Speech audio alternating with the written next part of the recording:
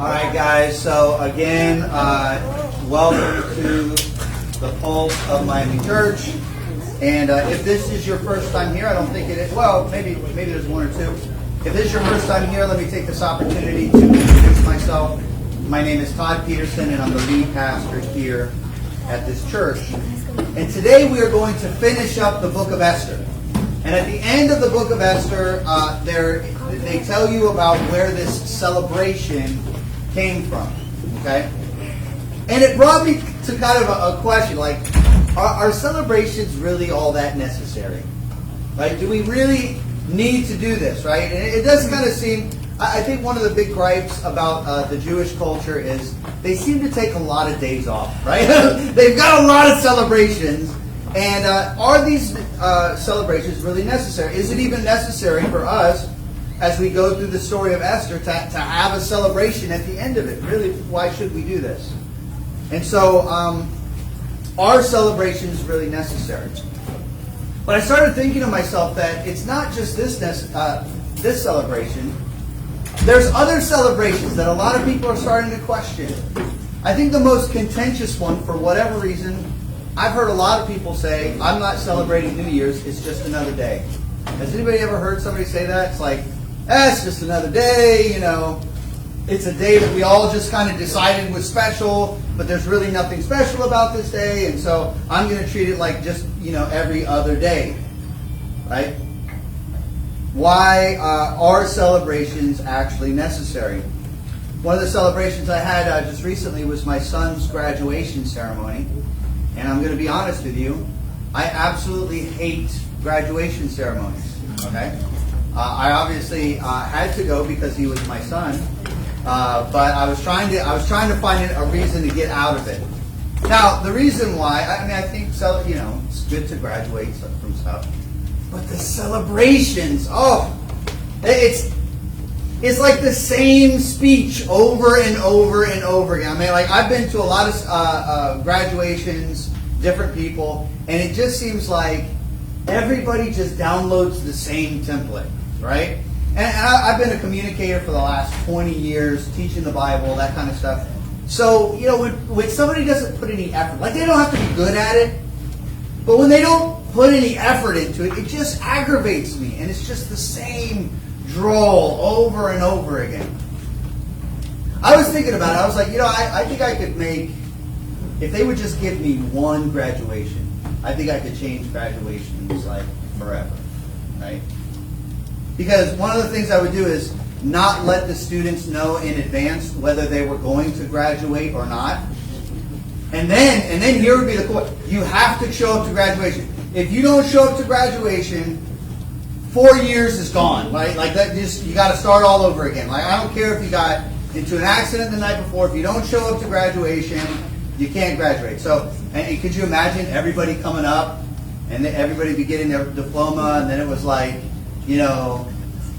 Jorge Espinosa. Oh, sorry, not today. And could you imagine like how excited you would be? Like they would like be building up tension, like, is Joshua actually going to graduate? Are they going to hand it to him? And then when he does it, then it's like a real applause instead of like a fake applause.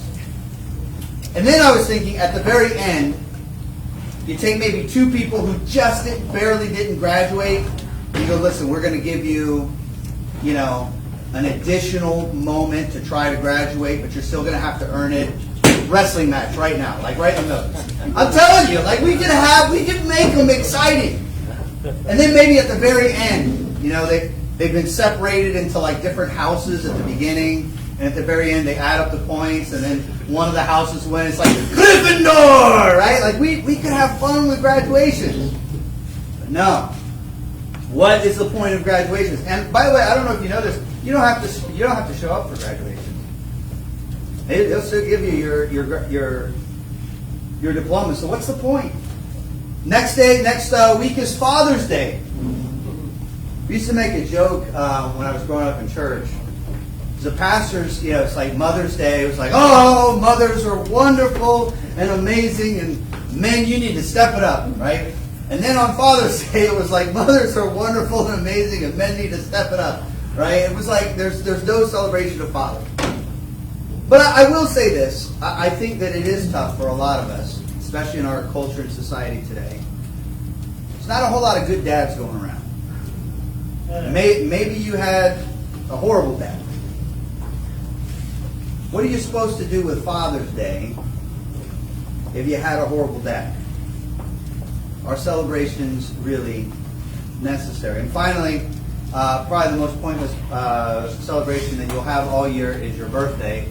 Congratulations, you fed yourself for another year, right? Like it's like what exactly are we celebrating, right? Are celebrations necessary? So we're going to open up to Esther, the end of Esther chapter 8. We're going to start there. Let me kind of catch you up with where we are in the story. And some of you guys haven't been here for a long time, so I'm going to do my best, okay? The Jews were living in Persia at the time. There was a bad guy by the name of Haman. Very good. I'm glad that you said that, because usually on Purim, when they read the story, everybody kind of makes a noise. So whenever I say Haman, I want you guys to go dun dun dun. Ready? Haman. Dun, dun, dun. Very good. All right. So that guy, the bad guy, basically tricked the king into making an edict that anybody who wanted to kill them, some Jews, on a specific day, had permission from the from the government that they were allowed to kill some Jews on a specific day. Unbeknownst to Haman, dun, dun, dun, Esther, who was the new queen, was secretly Jewish. And so her and her cousin Mordecai, Haman, didn't know that Mordecai was actually her cousin as well, and he hated Haman. And so Haman had had a gallows made, and he was going to hang Mordecai on it. But in this crazy twist of fate, where God took all these little coincidences and put them together, it ends up that Haman is hung on his own gallows that Mordecai was supposed to be on. And where we left off the story last week, it's like this happy thing, but it's not ended. Because one of the things that we've learned is that in the Persian Empire, once the king made an edict, it could never be reversed. We found that out with the story of Daniel in the lion's den, right? He tried to reverse it. He couldn't reverse it. Okay, we see that here again. The king says, I've already made this edict. People are allowed to kill Jews on this specific day, and there's nothing that I can do to take that back. And so what Mordecai did was he set up a different edict that the king also signed that said the Jews could defend themselves on that specific day. And so we're kind of setting up a purge situation. You can kill the people you don't like, but be careful, because they could kill you back. And that's kind of thing. So the Jews are still going to have to fight for it. So what's going to happen on that day? Esther chapter 8, starting in verse 17. In every province and in every city, wherever the king's command and his edict reached, there was gladness and joy amongst the Jews, a feast and a holiday, because they finally had hope. And many from the peoples of the country declared themselves Jews, for fear of the Jews had fallen on them. One of the interesting things about the book of Esther is that the author never mentions God or God's name, Yahweh, at all throughout the entire book, because it is an invitation to say, do you see God in this story? Now, whenever we see that the fear of the Jews had fallen on them, really, was it the fear of the Jews, or was it the fear of their God, Yahweh? Chapter 9, verse 1, and in the 12th month, which is in the month of Adar, in the 13th day of the same, this is D-Day, when the king's command and edict were about to be carried out, in the very day when the enemies of the Jews hoped to gain mastery over them, the reverse actually happened. The Jews gained mastery over those who hated him. So this was kind of, this is the narrative statement, but then we get into the details. Verse 2, the Jews gathered in the cities throughout all the provinces of King Ahasuerus to lay hands on those who sought their harm, and no one could stand against them. Second time it says this, for the fear of them had fallen on all the people. Verse 3, and all the officials of the provinces, and the satraps, and the governors, and the royal agents also helped the Jews, for the fear of Mordecai had fallen on them. Aha. So what had happened was, all the people who were involved in the Persian government realized that Mordecai, who was a Jew, was now the king's right-hand man. And if they wanted to please the king and please Mordecai, they better help the Jews on this specific day. Verse 4. For Mordecai was great in the king's house, and his fame spread throughout all the provinces. For the man Mordecai grew more and more powerful. Verse 5. The Jews struck all their enemies with the sword, killing and destroying them, and they did as they pleased to those who hated them. Verse 6. In Susa the citadel itself, the Jews killed and destroyed 500 men. So this is just in the capital city of the whole empire of Persia. They found 500 people that hated them, that wanted to kill them, and they were able to kill them first. Now, over the next few verses, I'm not going to read it because they're very difficult names. But they are the names of the 10 sons of Haman. And that is sad, guys. Really, really sad. Do it again. Haman. Verse 10. The 10 sons of Haman, the son of Hammedatha, the enemy of the Jews, but they laid no hand on the plunder. Okay? Now check that out. They laid no hand on the plunder. Back then, in those times, if you vanquished your enemy, you were allowed to take his stuff, right?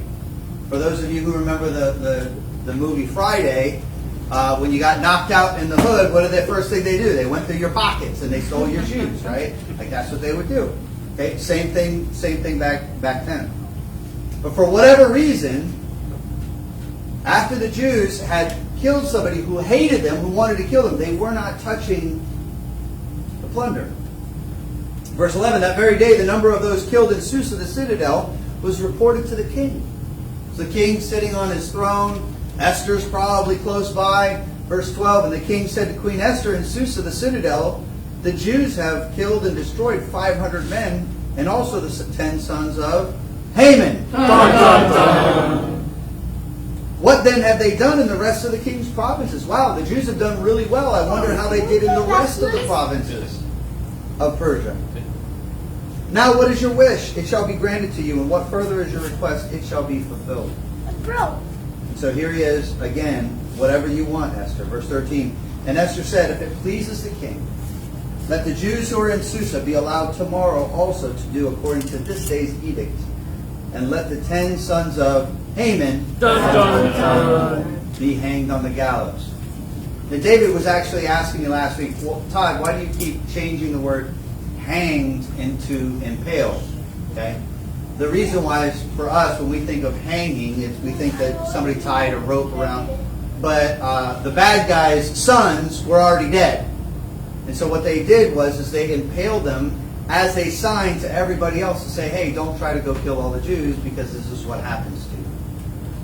And so they got to go out for another day because apparently there was some people out there that they still hadn't taken care of. So they get a second day to root out anybody else who might be after them. Verse 14. So the king commanded this to be done, and a decree was issued in Susa, and the 10 sons of Haman were hanged. Verse 15, the Jews who were in Susa gathered also on the 14th day of the month of Adar, and they killed 300 men in Susa, but they laid no hands on the plunder. Second time it says that they didn't lay hands on the plunder. Why not? Verse 16, now the rest of the Jews who were in the king's provinces also gathered to defend their lives, and they got relief from their enemies. And they killed 75,000 of those who hated them, but they had laid no hands on the plunder. So remember that Persia was in charge of the entire world at that time. And so all the provinces, all the places that he was actually in charge of, he was actually 75,000 people who hated the Jews were actually killed. And they laid no hands on the plunder. Does anybody, just back and forth, which is fine, does anybody have an idea why they did not lay any hands on the plunder? We've got some biblical scholars here. Nobody? Why would the Jews not lay hands on the plunder? Yeah, I'm gonna take a. One of the commandments? Close. Belong to the king. It what? Belong to the king. Belong to the king? Which king? Wrong. Belong to God. Belong to God. Because what kind of a war was it? Holy. A holy war. Okay? Whenever you see in the Old Testament, when the Jews would go to battle, if they would not touch the plunder, that it was because this was not for us. We're not doing this for Israel. We're doing this for God. Again, remember the author of Esther never mentions God, but there's all these indications throughout the whole thing that the people realized that this was God's war, that this wasn't their war. So yes, they had to do the work, but it really was all about God. Verse 17, this was on the 13th day of the month of Adar, and on the 14th day they rested, and they made a day of feasting and gladness.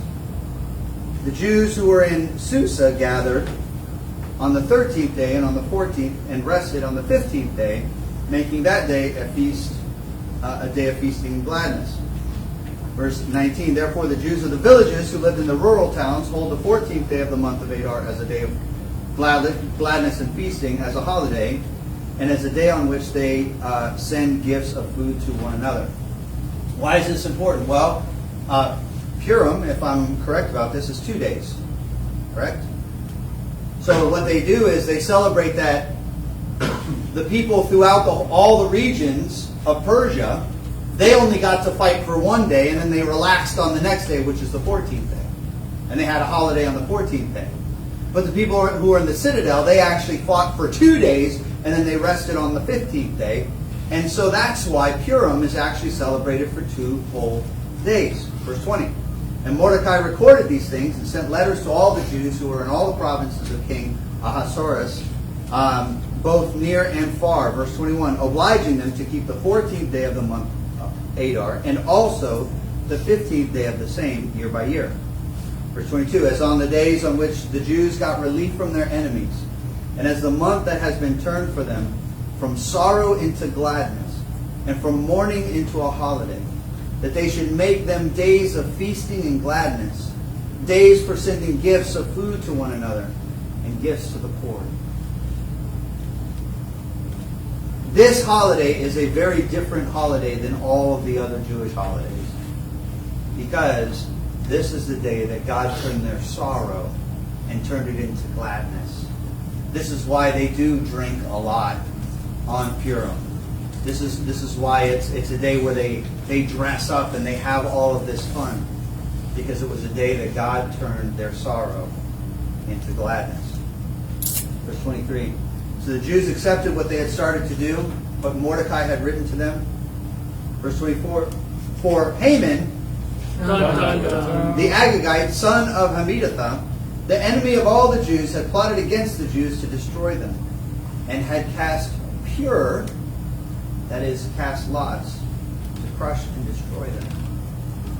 But back in ancient times, whenever they would want wisdom from the gods, they would take these dice that they called lots, and they would cast the lots, and the idea is that they believed that their gods would actually direct those to how they wanted them. So whoever held the dice, it was their gods who would direct them on what they should do. And many of you may have forgotten as part of this story, but as part of this story, Haman had actually taken those dice, and he had rolled those dice to figure out the day in which they were going to execute all the Jews. What's interesting, though, is that Haman's gods did not have control. It was the Jewish God, Yahweh, who had control over the dice. And before the edict was even made to destroy the Jews, God was already working towards their salvation. And so, it's called lots in Hebrew, but in the Persian language it was pure. So in verse 25, so when it came before the king, he gave orders in writing that his evil plan that he had devised against the Jews should return on his own head, and that he and his son should be hanged on the very same gallows that he had made for Mordecai. Verse 26, therefore they call these days Purim or Purim, after the term pure. Purim in Hebrew, when you add an im at the end, it pluralizes it, right? So it's the dice. Therefore, because of all that was written in this letter, and what they had faced in this matter, and what had happened to them. Purim. The holiday of Purim means the rolling of the dice. And it means that God works in all of the coincidences of life. Verse 27, the Jews firmly obligated themselves and their offspring and all who joined them that without fail they would keep these 2 days according to what was written and at the time appointed every year. Here's our key verse, verse 28. That these days should be remembered and kept throughout every generation, in every clan, province, and city, and that these days of Purim should never fall into disuse among the Jews, nor should the commemoration of these days cease among their descendants. And to this very day, thousands of years later, the Jews still celebrate Purim. I'm going to go back to saying Purim, because I'm agreeing with them. But here's what's interesting, guys. Today, I think that the appropriate way to celebrate Purim, we're not celebrating the Jews, we're not celebrating Esther, we're not celebrating Mordecai. What we're doing is we're celebrating God. And honestly, and I don't know what's in the heart of the majority of the Jewish people that are celebrating this story, but the appropriate way to celebrate this story is to celebrate God. And we need to celebrate God. Mommy, where's Daddy and Chris? You know what? One of the things that's interesting to me What? is that a lot of people think that God is weak. You know, that he's got like low self-esteem because he asks people to worship him. You know, what kind of a low self-esteem God needs people to worship him? Can I tell you something? God doesn't need anybody to worship him. We need to worship him. God has designed us with a need and a desire to worship him and to celebrate him. And here's one of the things that I was thinking about, and God's really opened my eyes this week, realizing that, man, we need to celebrate God. Maybe the Jews have got something right. Maybe we should do some more celebrating of God. Right? This is what makes Christmas and Easter so special to us. I mean, think about, out of all the things that we celebrate all year, those 2 days are special. Why? Because we're celebrating God. Yeah, we do other things, but we're celebrating God during those days. And so, you know what? Maybe we should just celebrate him more. Maybe on New Year's. Yes, New Year's is just another day that society has decided that it was, we're going to celebrate on this particular day. I get it. But didn't we make it around the sun one more year? I think that's worth celebrating God. I mean, think about this. As arrogant as we are as human beings, and as powerful as we think we are, the fact that the sun, that the earth didn't go crashing into the sun for another year, I mean, that's amazing. We have no power over that. Maybe we should celebrate God on New Year's. That we're still just here and breathing. Yeah, Joshua's graduation was boring. Hated it. But, and again, I didn't do it on purpose. It was just something that I sat down with Joshua, and Rebecca and Michelle in the morning before the graduation happened. We were having breakfast. Michelle had made us breakfast. It was really a nice moment. And I turned to my son and I said, "Son, today I'm celebrating what God is doing in your life." And you know what? There was something about doing that just made the whole day special. There was something special about after the ceremony was over, we all came back to the house and I prayed, and I was supposed to pray over the food, but I more prayed over Joshua than I prayed over the food. We need to celebrate God. There's something inside of us that we need it. You know, and maybe Father's Day is not going to be great. And what if you had a horrible father or a horrible dad? Now, I'm not bragging here. I'm trying to make a point. I don't think I'm a horrible dad. In fact, I think I'm a pretty good dad overall.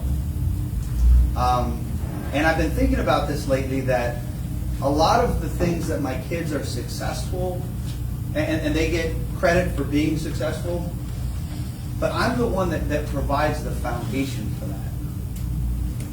I'm the one that provides the values. I'm the one that provides the house. Like my kids don't have to worry when they're out, trying to accomplish things. My kids don't have to worry and go, "Hey, what's going on here?" Right? They don't have to worry about am I going to have a house when I come home? Like, there's a foundation that has been laid that allows my kids to succeed. And in the same way, again, I'm not bragging about myself, that's what God does for us. Hey, maybe you didn't have a great father's experience. But you know what? Your heavenly Father has provided the foundation of everything for you. He's given you the Word of God. He's given you this church. And He's given you the foundation to grow. But you go, "You know what, Dad? I have a horrible dad." Maybe next week you can give God some credit and you can celebrate God, that God could even use a horrible dad to give you life. And I think that's something worth celebrating. And even your birthday, the most useless. I haven't had a birthday for years. I'm still like 37. Everything that you accomplish because God allowed you to do it. And so maybe on our birthday, we should spend more time celebrating God than we should celebrating ourselves. Because we need to celebrate God. You know what? I want to encourage you guys to even find other reasons to celebrate God. My wife and I, many of you guys know, we have wanted to buy our house for years. And I've got a crazy story. If you haven't heard my story, I would love to invite you over. As the sun's going down, we could sit out on the porch, have some coffee, and I'll explain the story of what God did. But here's what we did. We actually scheduled the house so that we would close on July 3rd so that we could celebrate on July 4th. It's kind of memorable. My independence from a landlord. Still dependent on the mortgage company, but that's something we'll work on, But the idea behind it is, wow, look at what God did in something so simple as buying a house. Maybe we should celebrate Him for that too. Church, I want to encourage you, find excuses to celebrate God. Not because God needs it, but because we need it. Matthew chapter 23, verse 12 is our memorization verse for this week. Read it with me. It's up on the screens. "For those who exalt themselves will be humbled, and those who humble themselves will be exalted." Maybe we should but instead of just celebrating what we've done, maybe we should start celebrating what God has done. Let's pray. Dear Heavenly Father, we thank you so much for today. We thank you for this moment. We thank you for the all the things that you've done in our life. And Lord, as we celebrate Purim today, Lord, we just want to celebrate you. We want to celebrate the way that you worked in Esther's life to save hundreds and thousands of people. Lord, I want to thank you for the way that you use everyday coincidences to work in my life so that I can be a positive influence, Lord, so I can make this world a little bit more like heaven and a little less like hell. And so, Lord, I just pray that you would help us to celebrate you, to open our eyes. Lord, there's some of us who are here today that we don't feel like we've got a whole lot to celebrate. Lord, I pray that by the time we leave this bar today, Lord, that we won't feel like that anymore. And it's in Jesus' name that we pray.